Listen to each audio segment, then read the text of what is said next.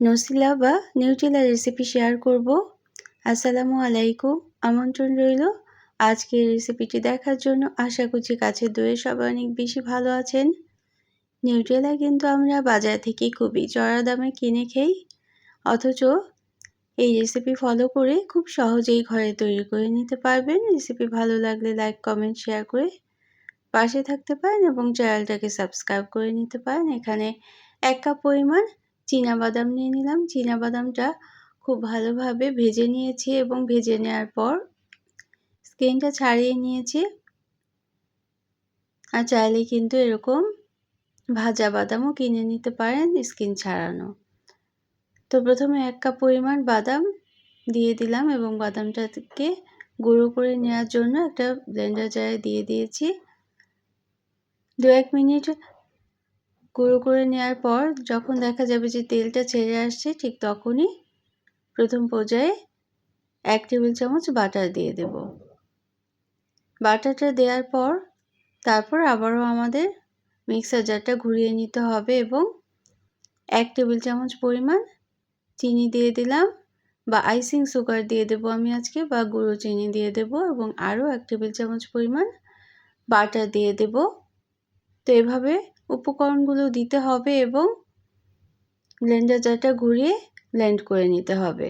1 চিমটি পরিমাণ লবণ দিয়ে দেব। তো খুবই সহজভাবেই ঘরে কিন্তু তৈরি করে নিতে পারবেন। তো 1 টেবিল চামচ পরিমাণ কোকো পাউডার দিয়ে দেব। সবগুলো উপকরণ কিন্তু একসাথে দেয়া যাবে না, যেহেতু আমার ব্লেন্ডার জারটা ছোট, এজন্য উপকরণগুলো ধাপে ধাপে দিতে হবে। তো আরও 1 টেবিল চামচ পরিমাণ বাটার দিয়ে দিলাম। বাটারের পরিবর্তে অলিভ অয়েল কিংবা সাদা তেলও দিয়ে দিতে পারেন। তো 1 কাপ পরিমাণ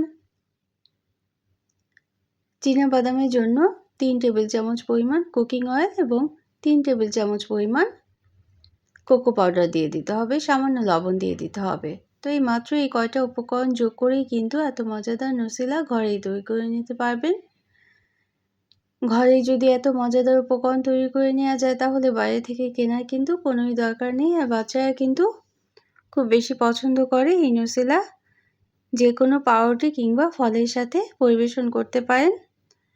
কনসিস্টেন্সিটা দেখে নিলেন কেমন হলো। আমি যেহেতু বাটার দিয়ে করেছি, এজন্য কিন্তু কিছুটা ঘন হয়েছে। আর যদি কুকিং অয়েল দিয়ে তৈরি করেন তাহলে এটা আরেকটু তরল ধরনের হবে।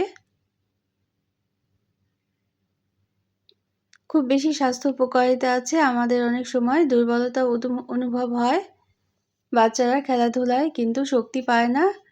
তো এরকম প্রতিদিন যদি 1 টেবিল চামচ করে নসিলা খাওয়ানো হয়, বাচ্চারা পছন্দও করবে আর তাদের স্বাস্থ্য উপকারিতাও অনেক বেশি ভালো হবে। তাদের স্বাস্থ্যের জন্য অনেক বেশি ভালো হবে। বাইরে থেকে অস্বাস্থ্যকর পরিবেশে তৈরি করা খাবার না খেয়ে এভাবে কিন্তু ঘরেই তৈরি করে নিতে পারি আমরা। ব্রেডের সাথে লাগিয়ে আমি দেখিয়ে দিচ্ছি। এটা কিন্তু খুব সুন্দর কনসিস্টেন্সিটা হয়েছে। খুব সুন্দর ব্রেডের মধ্যে স্প্রেড করানো যায়। ব্রেড স্প্রেডার হিসেবেও ব্যবহার করতে পারেন। তো এই পর্যন্ত যারা দেখলেন, একটা লাইক দিতে ভুলে গিয়েছেন, অবশ্যই একটা লাইক দিয়ে দিতে পারেন। প্রয়োজনে কমেন্ট করতে পারেন এবং শেয়ার করতে পারেন ফ্রেন্ডস অ্যান্ড ফ্যামিলির সাথে। আর যারা প্রথম ভিজিট করছেন, তারা চাইলে চ্যানেলটিকে সাবস্ক্রাইব করে বেল বাটনটাকে একটা প্রেস করে রাখবেন, তাহলে নোটিফিকেশন পেয়ে পরবর্তী রেসিপিগুলো দেখে নিতে পারবেন। তো ফ্রিজের নর্মাল পোর্শনে কিন্তু এই নসিলাটা প্রায় 1 মাসের মতো অনেক বেশি ভালো থাকবে। তবে এর চেয়ে বেশিও সময় ভালো থাকবে, কিন্তু যে কোনো খাবার ফ্রিজ আপ করলেও 1 মাসের বেশি না খাওয়াই ভালো।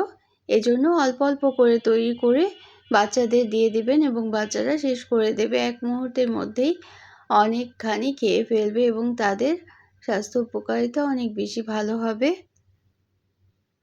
তো যারা এতটা সময় সাথে থাকলেন, সবার জন্য রইল অনেক অনেক ভালোবাসা, অনেক অনেক শুভকামনা। আসল রেসিপিতে কিন্তু হেজেলনাট দিয়েই এই নসিলা তৈরি করা হয়, তবে আমাদের দেশে কিন্তু হেজেলনাটটা খুব বেশি অ্যাভেলেবেল না, এজন্য আমি চীনাবাদাম দিয়েই তৈরি করেছি। চাইলে কিন্তু চীনাবাদামের পরিবর্তে কাঠবাদাম দিয়েও তৈরি করে নিতে পারেন। আর এই রেসিপিতে কোকো পাউডারটা যদি আমরা ব্যবহার না করি, তাহলে এটা পিনাট বাটার হয়ে যাবে।